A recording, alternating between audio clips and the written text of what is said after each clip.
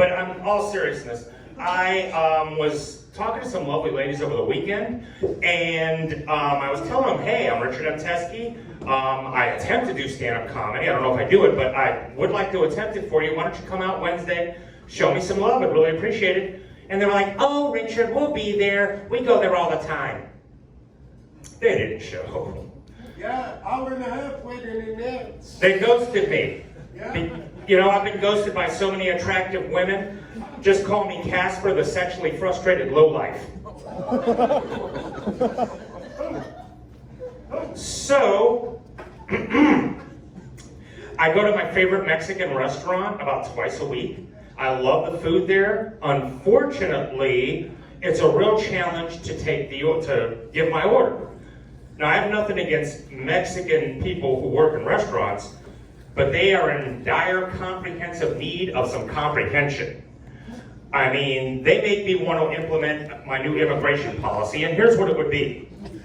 Everybody, white, black, left, right, whatever, would take a remedial English test. If you pass the remedial English test, I don't care how many border guards you stabbed, welcome aboard, new American, you're in.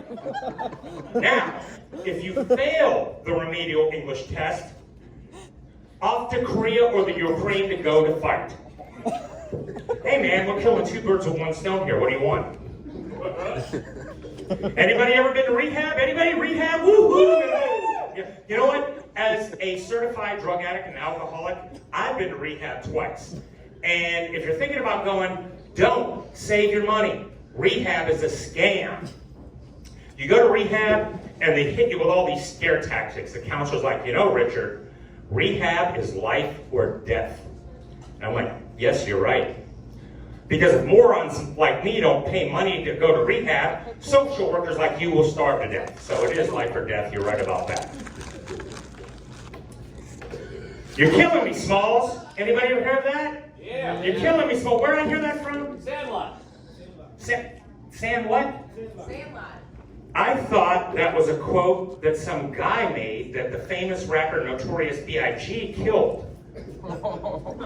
But then again, I don't know, I'm just guessing. So, anybody a Cleveland Browns fan?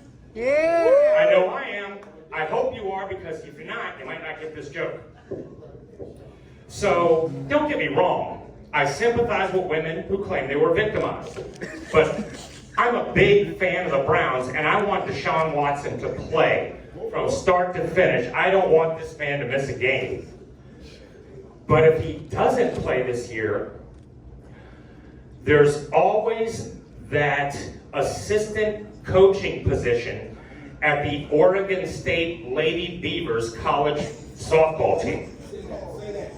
Yeah. I think you'll like it. So I've been following, I've been kind of following current events, and evidently, abortion is being, there's some laws being passed. But here's my concern. I think it should be absolutely illegal for any guy to show up for work with his butt crack hanging out. I mean, come on, man.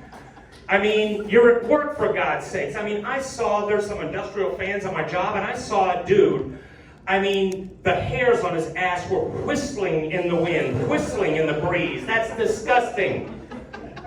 Hey man, kill or save as many babies as you want, but let's get this butt crack reform going so I can stop with these nightmares. Well, I'm going to end up with one, joke here. So I do work in a warehouse, but I want to make it in comedy. But worst case scenario, I don't want to go back to telemarketing.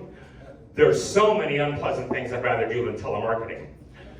I'd rather cut the ribbon on my brand new daycare center with my partner Casey Anthony than go back to telemarketing. I'd rather share a jumbo-sized bottle of Xanax with Whitney and Bobby Christina in an Olympic-sized swimming pool than go back to telemarketing.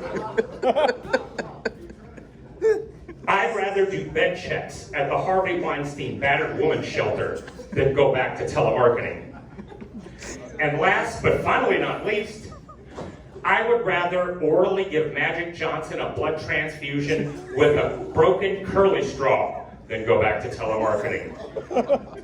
I'm Richard M. Teski, everybody. Good night.